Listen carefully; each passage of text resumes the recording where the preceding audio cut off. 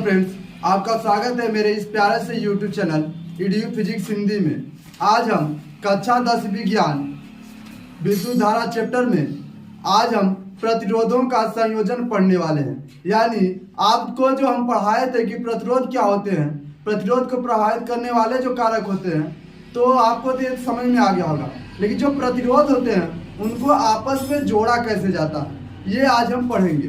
तो देखिए, आज हम पढ़ने वाले हैं, जो हेडिंग का हमारा नाम है प्रतिरोध का संयोजन।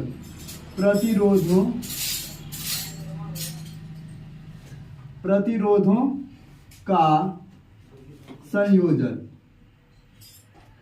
संयोजन का मतलब होता है जोड़ना। इसके कहने का मतलब क्या हुआ कि प्रतिरोध को कैसे जोड़ा जाता है। आज हम प्रतिरोध को जोड़ना सीखेंगे। तो देखिए, जो प्रतिरोध का संयोजन होता है ये कुल 3 प्रकार का होता है। ये कुल 3 प्रकार का होता है। पहला होता है श्रेणी क्रम संयोजन,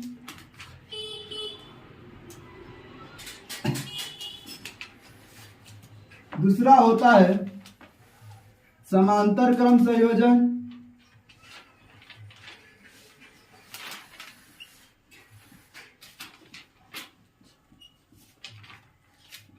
तथा थर्ड है मिश्रित क्रम संयोजन। मिश्रित क्रम संयोजन।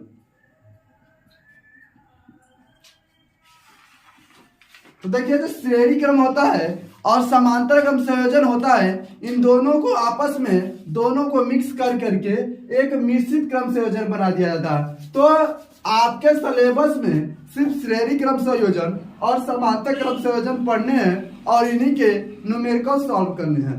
मिश्रित क्रम संयोजन को आपके सिलेबस से हटा दिया गया है, इसलिए इसे हम नहीं पढ़ेंगे। ठीक है, तो आखिर श्रेणी क्रम संयोजन और समांतर क्रम संयोजन होता क्या है, चलिए अब इस पर हम चर्चा करते हैं। ठीक है, तो देखिए, जैसे हमारे पास कुछ प्रतिरोध हो गए, जो प्रतिरोध को हम इस तरह से दर्शाते हैं, प्रदर्शित करते हैं। प्रतिरोध कुछ इस प्रकार से प्रदर्शित किए जाते हैं। ठीक है, तो ये हमारे पास क्या है, एक प्रतिरोध है। एक प्रतिरोध है जिसको इंग्लिश में हम रेजिस्टेंस कहते हैं। ठीक है, तो प्रतिरोध, ये जो एक प्रतिरोध है, इसका ए सिरा जो है, पहली सिरा, इसको हम ए देते हैं और जो दूसरा सिरा उसे बी देते हैं। ध्यान से समझिएगा, हम बता रहे हैं कि आपको श्रेणी क्रम और समांतर क्रम कैसे होता। तो ये देखिए, पहला सिरा ये हो गया, दूसरा सिरा। ठीक है, एक और प्रतिरोध लेते हैं। पहला प्रतिरोध हो गया, ये दूसरा प्रतिरोध हम लेते हैं। ठीक है, ये दूसरा प्रतिरोध हो गया, जिसका पहला सिरा क्या है, सी है, और दूसरा सिरा क्या है, डी है। एक और हम साथ में प्रतिरोध लेते हैं, तीसरा प्रतिरोध, जो भी इसी प्रकार से होगा। इसका पहला सिरा ई और दूसरा सिरा एफ होता है। ठीक है, यह हमारे पास कुल 3 प्रतिरोध हैं, जिनका पहला सिरा ए, सी, ई और दूसरा सिरा बी, डी, एफ है। ठीक है, पहले को हम रेड से लिख देते हैं। पहले सिरे को रेड से लिखते हैं।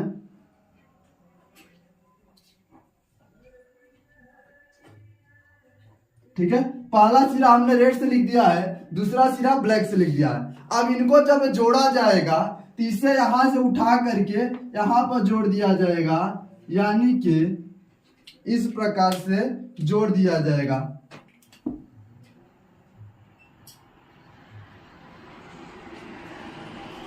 ठीक है, अब देखिए, इस प्रकार से जब जोड़ा जाएगा, इस प्रतिरोध को उठा करके यहां लाएगा, तो यहां पर देखिए, जो सी वाला सिरा है, पहला सिरा, यहां पर आ जाएगा सी, और जो डी है, डी कहां चला जाएगा, डी आ जाएगा यहां पर। ठीक है, डी।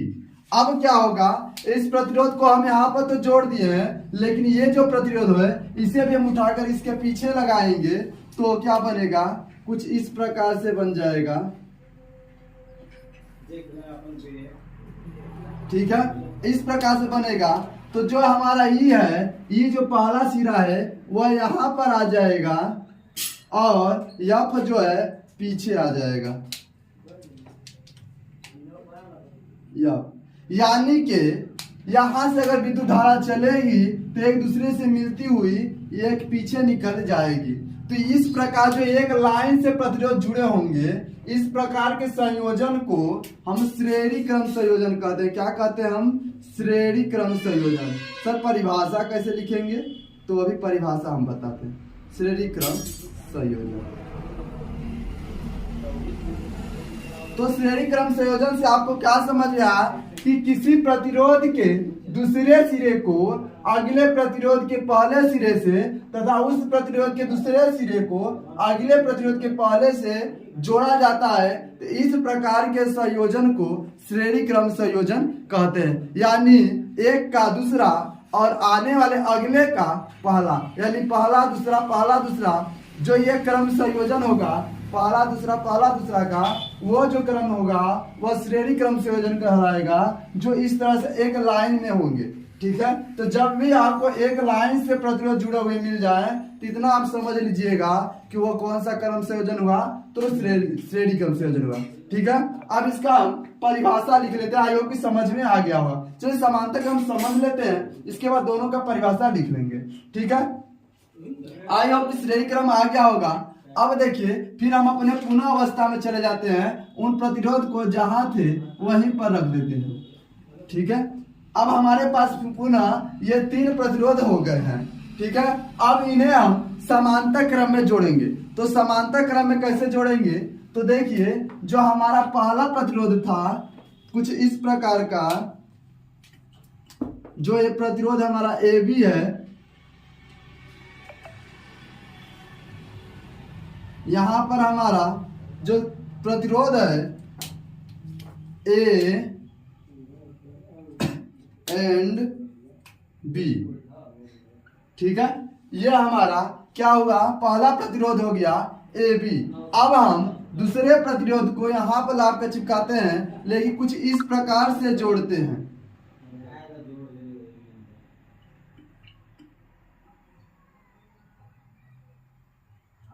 कुछ इस प्रकार से जोड़ते हैं कि सबका पहला सिरा, जो पहला सिरा इसका C था यहीं पर आए और दूसरा सिरा D भी यहीं पर आए, D। ठीक है, यानी इस प्रकार से जोड़ेंगे कि सभी प्रतिरोध का पहला सिरा एक बिंदु पर और दूसरा सिरा एक बिंदु पर, इसे भी लाकर हम यही सी में चिपकाएंगे तो कुछ इस प्रकार से बनेगी। तो यहाँ पर देखिए, यहाँ पर आ जाएगा ई भी यहीं पर आ जाएगा, और साथ में सर ई नहीं एफ यहाँ पर आ जाएगा और ई यहाँ पर आ जाएगा। तो देखिए, तीनों प्रतिरोध का पहला सिरा एक से और तीनों प्रतिरोध का दूसरा सिरा एक बिंदु पर है, यानी इस प्रकार का जो उसका संयोजन होता है ये श्रेणी क्रम संयोजन कहलाएगा। यानी कि हम कह सकते हैं कि सभी प्रतिरोधों को समांतर क्रम संयोजन कहलाएगा। यदि हम कह सकते हैं कि प्रतिरोध का सभी प्रतिरोध के पहले सिरे को प्रतिरोध के पहले सिरे से तथा सभी प्रतिरोध के दूसरे सिरे को अगले प्रतिरोध के दूसरे सिरे से अगर जोड़ा जाता है तो इस प्रकार का संयोजन समांतर क्रम संयोजन कहलाता है। ठीक है, आई होप भी समझ में आ गया होगा। अब इसे हम राइट कर लेते हैं।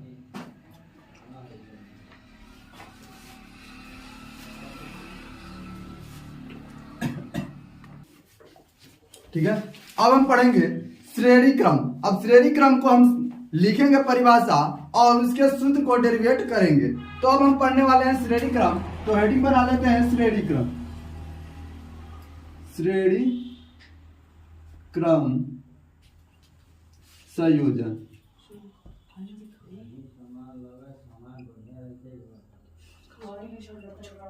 तो देखिए, श्रेणी क्रम संयोजन में क्या होता है, तो पहले हम लिख लेते हैं, इसके बाद चित्र के माध्यम से समझेंगे। आई होप कि जो पीछे समझाया उसे समझ में आ गया होगा, लेकिन क्लियर करने के लिए एक बार और फिर से समझाएंगे। ठीक है, तो श्रेणी क्रम संयोजन में लिखेंगे इस प्रकार के संयोजन में संयोजन में प्रतिरोध के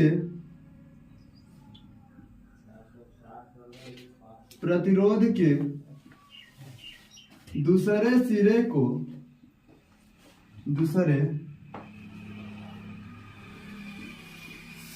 को अगले प्रतिरोध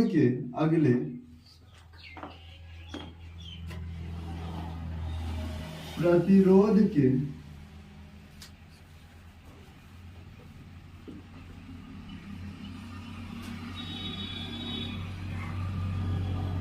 अगले प्रतिरोध के पहले सिरे से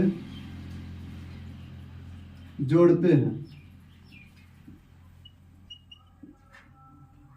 इस प्रकार के संयोजन क्या करते हैं कि जो प्रतिरोध होता है उसका जो दूसरा सिरा होता है, हम आपको बताए थे, दूसरे सिरे को उसके आगे यानी उसके बाद जो आता है प्रतिरोध, उसके अगले प्रतिरोध के पहले सिरे को जोड़ते हैं। इस प्रकार के संयोजन को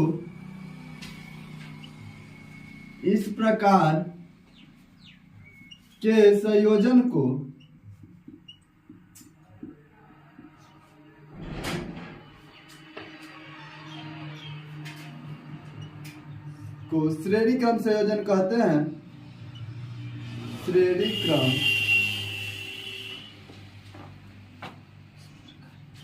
संयोजन कहते हैं।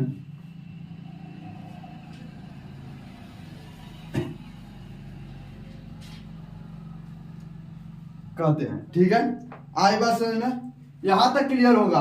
अब देखिए एक चित्र बनाते हैं। तो देखिए हमारे पास कुछ प्रतिरोध हैं। देखिए एक पहला प्रतिरोध था,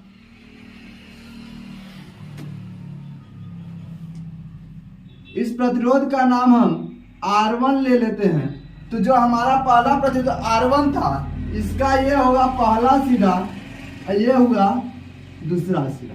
ठीक है, अब एक प्रतिरोध और ले लेते हैं हम R2।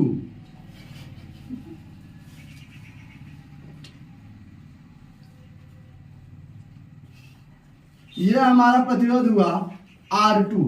तो देखिए इसमें क्या है, इस R1 प्रतिरोध का पहला सिरा दूसरा सिरा, लेकिन R2 प्रतिरोध का यहाँ पर आएगा पहला सिरा और यहाँ पर आएगा दूसरा सिरा। ठीक है, इसके साथ में एक और प्रतिरोध हम ले लेते हैं।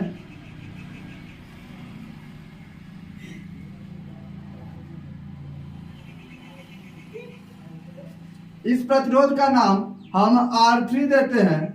R3 इस R3 प्रतिरोध का पहला सिरा यहाँ पर आएगा और दूसरा सिरा यहाँ पर आएगा। ठीक है, यानी हम क्या बता रहे हैं कि इस प्रकार के संयोजन में प्रतिरोध के दूसरे सिरे को इसके अगले प्रतिरोध के आगे वाले प्रतिरोध यानी R2 के पहले सिरे से जोड़ते हैं। फिर उसी प्रकार से अगले प्रतिरोध के पहले सिरे को पहले वाले प्रतिरोध के दूसरे सिरे से जोड़ते हैं। यानी इस प्रकार का जो संयोजन बनता है इसे क्या कहते हैं हम? तो इस प्रकार के संयोजन को हम श्रेणी क्रम संयोजन कहते हैं। ठीक है, आई होप कि समझ में आ गया होगा। अब देखिए इन प्रतिरोधों को हम क्या करते हैं, एक बैटरी से जोड़ देते हैं।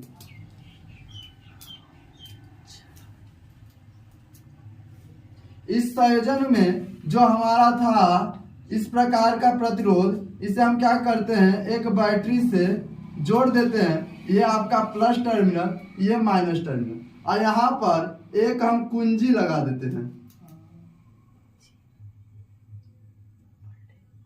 ठीक है, यहाँ पर कुंजी हो गया और यहाँ पर एक बैटरी हो गई। तो देखिए जहां से बैटरी जो धारा निकलेगी वो प्लस से चलेगी आई, कौन सी धारा? तो यहाँ पर देखिए आई धारा निकल रही है और इधर आकर के आई धारा वापस चली जा रही है। ठीक है, लेकिन जो श्रेणी क्रम संयोजन होता है इसमें सभी प्रतिरोधों में समान विद्युत धारा प्रवाहित होती है। याद रखिएगा कि श्रेणी क्रम संयोजन में सभी प्रतिरोधों में समान विद्युत धारा प्रवाहित होती है, लेकिन सभी प्रतिरोधों के बीच जो विद्युत विभव होता है वो अलग होता है। यानी V1 ये होता है V2 और ये होता है V3, यानी R1 प्रतिरोध का विभव V1, R2 प्रतिरोध का विभव V2 और R3 प्रतिरोध का विभव V3 है। श्रेणी क्रम संयोजन में सभी प्रतिरोधों में समान विद्युत धारा तो जाती है, लेकिन विभव जो होता है विद्युत विभव वो अलग अलग होता है। चलिए अब हम इस सूत्र का डेरिवेशन करते हैं, ठीक है। तो अब देखिए क्या करेंगे कि इसमें हम जो लगाने वाले हैं, जो नियम का उपयोग करने वाले हैं, इसके जस्ट पहले वीडियो में हमने आपको बताया था ओम का नियम। ओम का नियम क्या बताता है, जो उसका फार्मूला आता है V बराबर IR, ठीक है। तो मान लेते हैं कि प्रतिरोधों के बीच का विभव क्रमशः V1, V2 और V3 है। तो यहाँ पर हमने लिख लिया है, लेकिन यहाँ पर मान लेते हैं कि माना तीन प्रतिरोध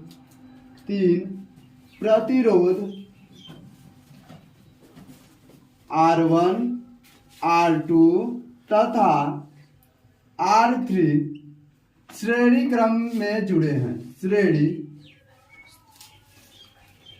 क्रम में जुड़े हैं, ठीक है। तथा इनके बीच का विभव क्रमशः तथा इनके बीच विभवांतर क्रमशः V1, V2 तथा V3 है, ठीक है। इतना हम लिख लेंगे। इसके बाद यहां पर अप्लाई करेंगे ओम के नियम से, ओम के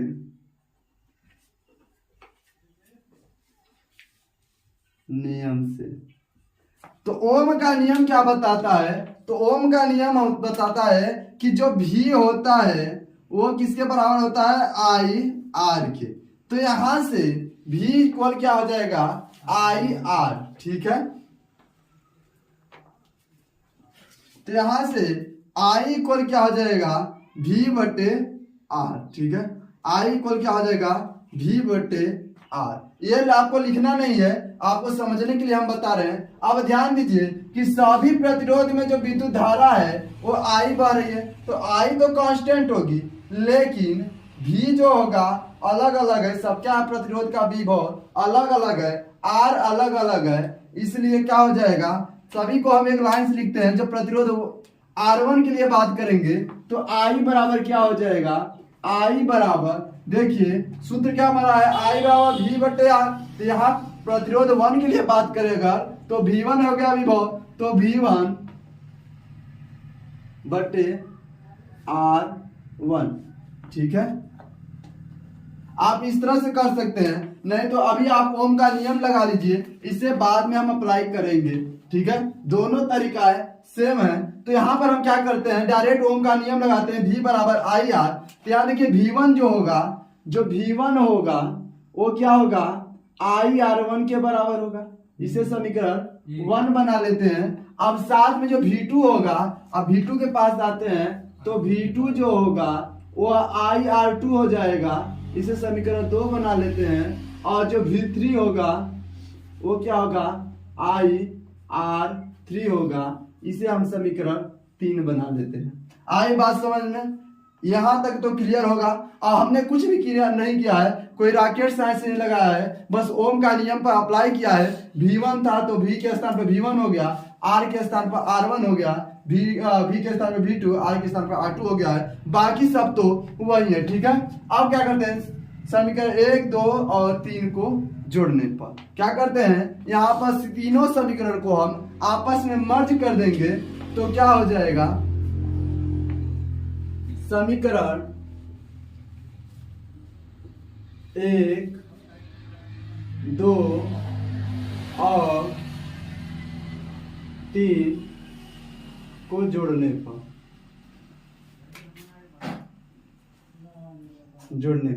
ठीक है।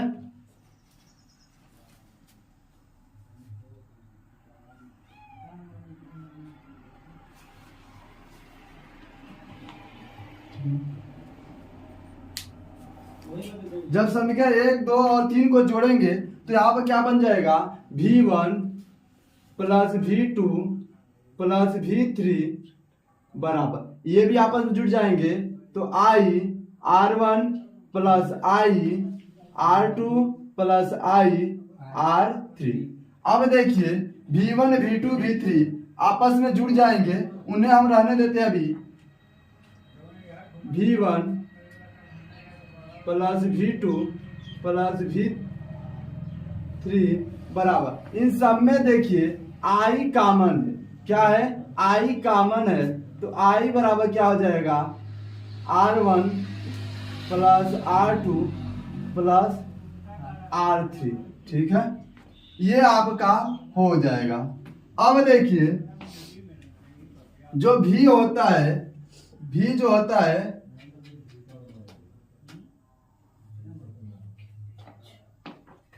यहाँ पर ध्यान दीजिए, V जो होता है I R के बराबर होता है, यानी V1 क्या हो जाएगा, I R1। ठीक है, तो हम I को क्या लिख सकते हैं, I को हम लिख सकते हैं V बटे R। जस्ट एक मिनट,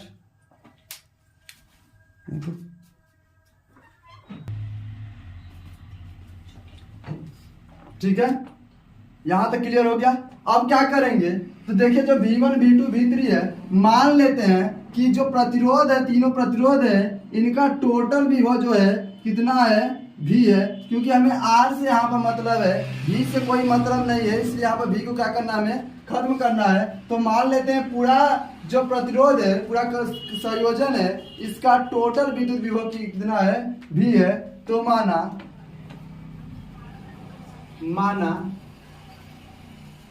माना कुल विभव V हो तब, तो देखिए जब कुल विभव V हो जाएगा तो ये सब जो है V1 V2 V3 है, इसको हम क्या लिख देंगे, V के बराबर लिख देंगे। ठीक है, क्या हो जाएगा, V1 V2 V3 सब V के बराबर हो जाएगा, इसलिए यहाँ पर V बराबर क्या आ जाएगा, I R1 R2 R3। ठीक है, अब देखिए V जो होता है I R के बराबर होता है, इसलिए यहाँ पर V के स्थान पर क्या लिख देंगे, I R लिख देंगे, अब बराबर I R1 R2 और R3। अब यहाँ देखिए I से I को हम कट कर देंगे, इट मीन्स R इक्वल आ जाएगा R1 plus R2 plus R3। I hope कि समझ में आ गया होगा, अगर नहीं आया होगा तो कमेंट में जरूर बताइएगा। ठीक है, श्रेणी क्रम संयोजन का ये पूरा टोटल वीडियो पूरा इनफ है श्रेणी क्रम संयोजन के लिए। ये आपका परिभाषा हो गया, हमने फार्मूला भी डिराइव कर लिया और इसका डायग्राम में देख लिया, लेकिन आपके एग्जाम में डेरिवेशन नहीं कहा है, डेरिवेशन पढ़ने के लिए नहीं बोला है। इट मीन्स कि आपको डेरिवेशन नहीं याद करना है, बस आपको ये फार्मूला याद करना है कि जो श्रेणी क्रम संयोजन होता है वो R जो इक्वल होता है, जो तुल्य श्रेणी क्रम संयोजन में प्रतिरोध का मान होता है R1 R2 और R3 के बराबर होता है। आपको बस इतना एग्जाम में याद करके जाना है, बाकी पूरा नंबर आपका बन जाएगा। ठीक है, अगले वीडियो में हम समांतर क्रम संयोजन के बारे में पढ़ेंगे और श्रेणी क्रम समांतर क्रम संयोजन का प्रैक्टिकल उसमें हम ऐड कर देंगे। ठीक है, तो अब हम समांतर क्रम संयोजन पढ़ेंगे, यानी प्रतिरोधों का समांतर क्रम संयोजन। समांतर क्रम संयोजन,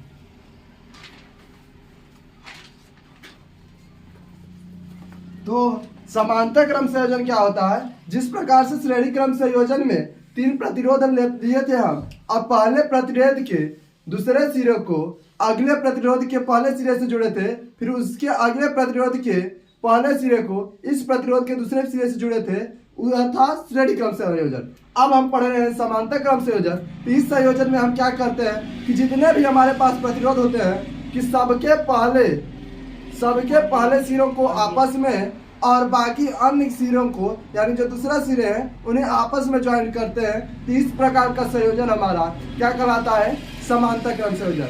चलिए पहले परिभाषा लिख लेते हैं, इसके बाद समझते हैं और डेरिवेशन करते हैं। तो लिखेंगे इस प्रकार के संयोजन में इस प्रकार के संयोजन में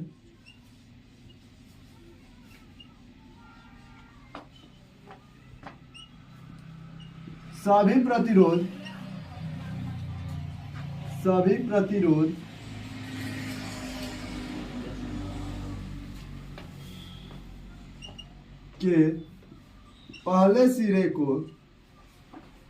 के पहले सिरे को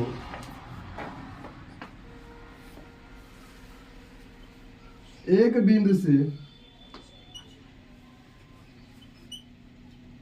बिंदु से तथा अन्य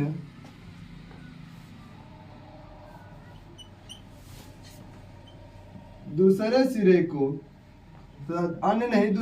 लिखिएगा तथा दूसरे सिरे को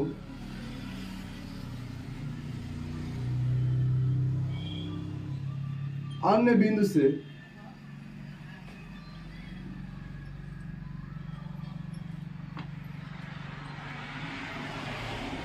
संयोजित करते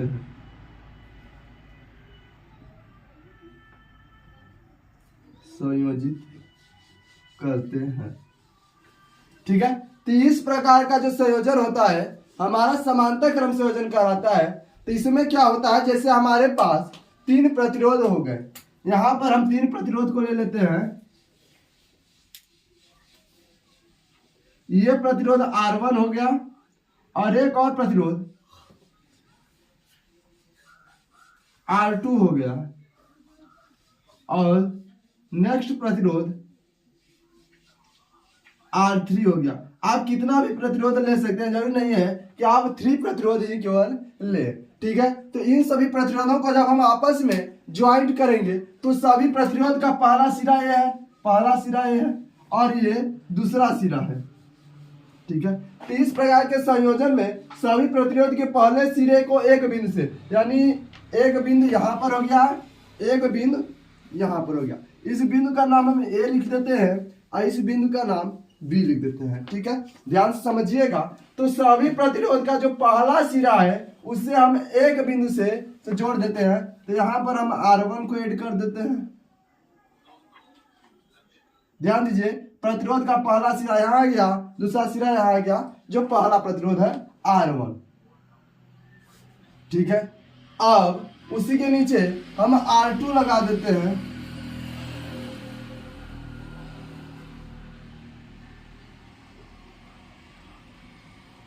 ठीक है, अब इसी के साथ एक R3 प्रतिरोध लगा देते हैं हम।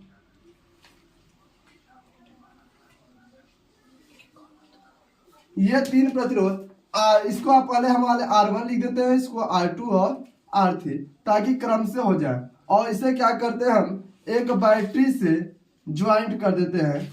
यहाँ पर एक बैटरी लगा देते हैं जो प्लस टर्मिनल और माइनस टर्मिनल जिसमें होता है। ठीक है, बड़े वाले को प्लस टर्मिनल और छोटे वाले को माइनस टर्मिनल कहते हैं। और यहाँ पर एक हम कुंजी लगा देते हैं, स्विच, जिसे हम इलेक्ट्रिसिटी को प्रवाहित करने में हेल्प कर सके। ठीक है, अब देखिए जो प्रतिरोध होते हैं उनका अगर हम श्रेणी क्रम संयोजन करते हैं तो उसमें हम आपको बताए थे कि श्रेणी क्रम संयोजन में सभी प्रतिरोधों का जो विभवांतर होता है वह अलग अलग होता है तथा विद्युत धारा जो होता है समान होता है। लेकिन जो समांतर क्रम संयोजन होता है, इस प्रकार के संयोजन में पूरे प्रतिरोध जो है, जितने भी प्रतिरोध लगे हैं, उनका विभवांतर जो होता है वह समान होता है, लेकिन विद्युत धारा अलग अलग होती है। तो यहाँ से देखिए हमारी विद्युत धारा I प्रवाहित होती है, यहाँ तक आई थी, यहाँ तक भी आई थी, लेकिन जब यहाँ से चली तो इसे 3 रास्ते मिल गए। जिस तरह से अगर आप पानी को बहाए तो उसे अगर 3 रास्ते में खोल दें तो तीनों रास्तों में वह थोड़ा थोड़ा चल देता है। उसी तरह से यहाँ पर पानी 3 रास्तों में चल रही, जिसमें R1 में जा रही थी तो उसका नाम हम I1 रख दिए, R2 में जा रही थी तो उसका नाम I2 रख दिए, और R3 में जा रही थी उसका नाम I3 रख दिए।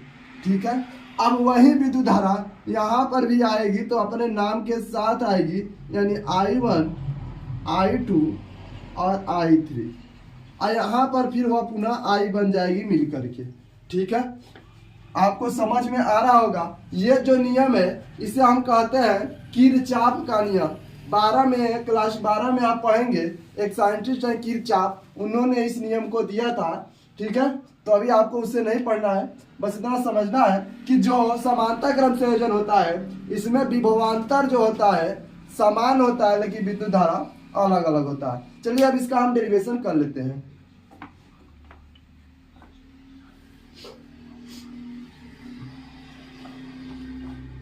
तो देखिए डेरिवेशन में क्या करेंगे, लिखेंगे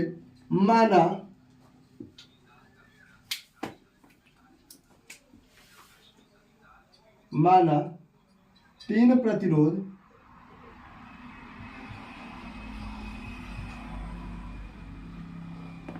R1 R2 तथा R3 क्रमशः श्रेणी क्रम में जुड़े हैं, सॉरी समांतर क्रम जुड़े हैं ना, समांतर क्रम हम लोग पढ़ रहे हैं, समांतर क्रम में जुड़े।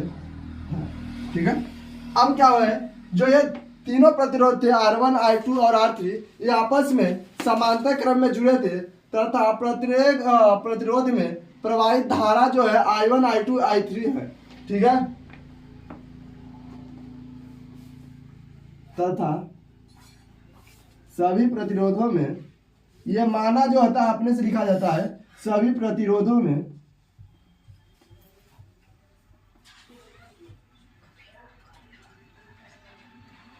प्रवाहित धारा क्रमशः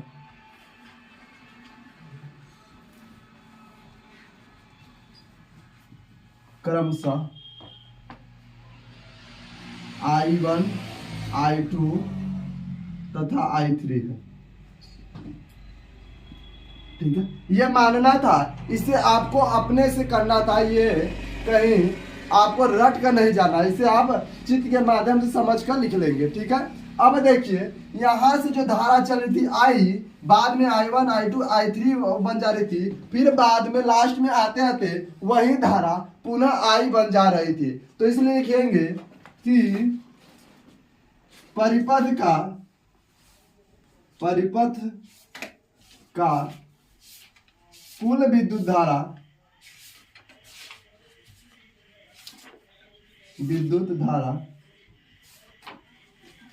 माना I है।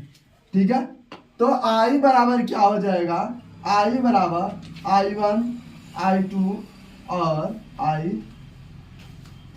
ऐसे समीकरण एक हम बना लेते हैं। ध्यान दीजिएगा, यहाँ से I चला था, यही I 3 हिस्सों में बढ़ गया था, फिर यही I मिल करके I बना रहा था। इन तीनों को जोड़ा जाए तो I के बराबर ही मान आएगा, इसलिए लिख लिया हम I बराबर I1 plus I2 plus I3।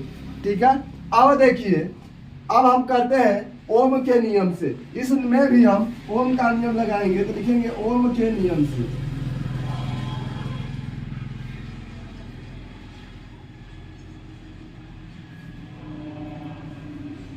तो ओम के नियम से क्या हो जाएगा, ध्यान दीजिएगा कि ओम के नियम क्या बताए थे, ओम का नियम कि जो भी होता है विभवांतर वो I R यानी विद्युत धारा और रेजिस्टेंस के गुणनफल के बराबर होता है। तो यहाँ पर हम ध्यान देंगे कि उसमें हम V बराबर निकाले थे, V1 बराबर V2 बराबर V3 बराबर। ठीक है, अब यहाँ पर हम I1 I2 I3 के बराबर निकाले।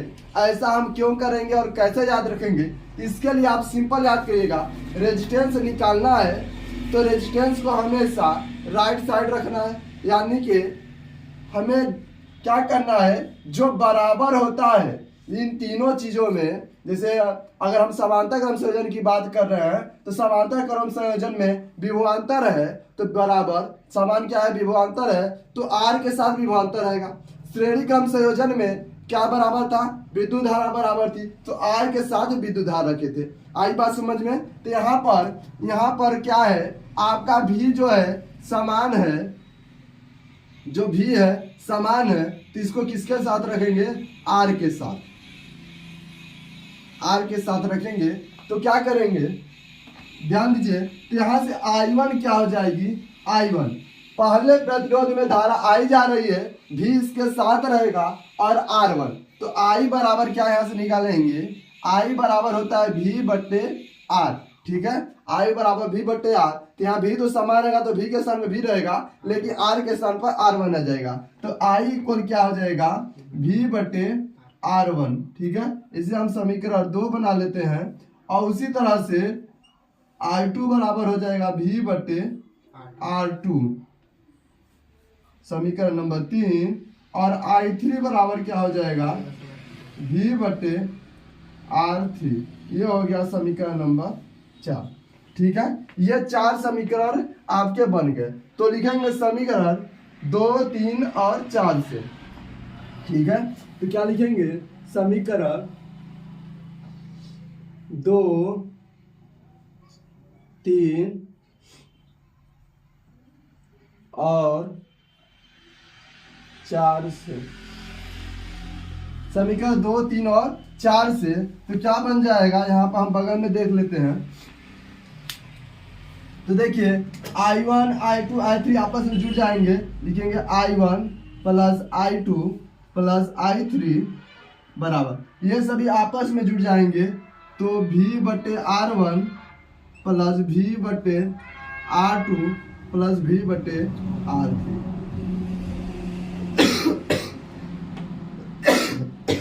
ठीक है। अब देखिए समीकरण 1 से, समीकरण 1 से, समीकरण 1 से, तो समीकरण 1 क्या कर रहा है, जो I1, I2 और I3 है वो किसके बराबर है, I के बराबर है, यानी जो परिपथ है इसका कुल प्रतिरोध I है, तो यानी I1 plus I2 plus I3 के स्थान पर हम I लिख सकते हैं, तो क्या हो जाएगा I इक्वल, ठीक है।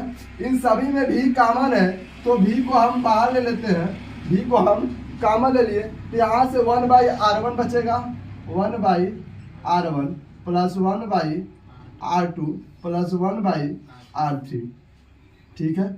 आई बात समझ में। अब हम क्या करेंगे, ध्यान दीजिएगा कि ओम के नियम से हम पुनः लगा लेते हैं, यहाँ पर लिख लेते हैं आई जो होता है किसके बराबर होता है, V बटे R के, ठीक ना, I बराबर V बटे R। तो यहाँ लिख लेते हैं डायरेक्ट, V बटे R बराबर V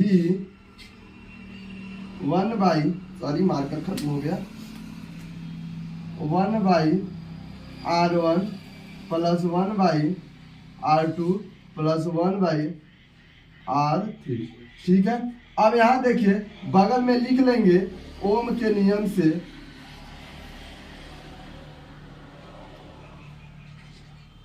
ओम के नियम से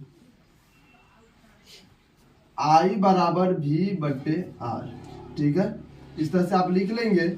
अब देखिए V से V को हम कट कर देंगे, 1/R equal 1/R1 plus 1/R2 plus 1/R3, ये हो गया आपका तुल्य प्रतिरोध, ठीक है। यानी सब समांतर क्रम में प्रतिरोध जुड़े होंगे तो उनका तुल्य प्रतिरोध निकालने के लिए इस फार्मूले का यूज हम करेंगे।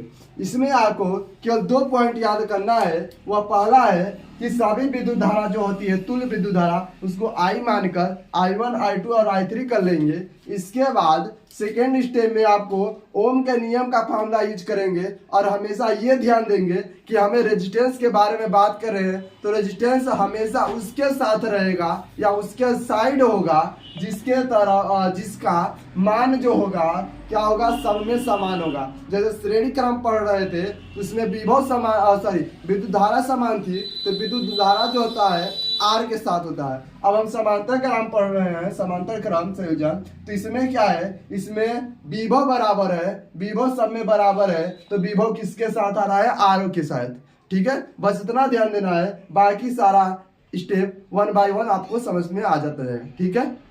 आई होप कि समझ में आ गया होगा, ठीक है। अगले वीडियो में हम कुछ न्यूमेरिकल करेंगे और इसके बाद नेक्स्ट चैप्टर स्टार्ट करेंगे।